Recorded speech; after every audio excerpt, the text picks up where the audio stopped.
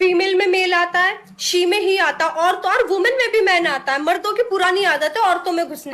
रुको जरा, सांस लो, मत से नफरत में इतनी आगे न बढ़ जाओ कि तुम्हारी अकल पे पड़े हुए ताले कभी खुल ही ना पाएं।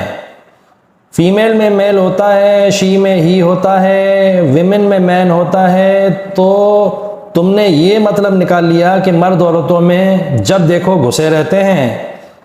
तो मोहतरमा, मैं तुम्हें ये बात भी बता दूं जो कि तुमने बोली ही नहीं, कि अगर फीमेल से मेल निकाल दो तो खाली फी बचती है, यानी फीमेल नहीं रहती। शी से ही निकाल दो तो खाली एस रहती है, यानी शी नहीं रहती। और विमेन से मैन निकाल दो तो खाली वो रहती है, विमेन नहीं रहती। हम ना हो तो तुम भी नहीं रहोगी, हमारा नाम ना हो तो तुम्हारा भी कोई नाम नहीं है।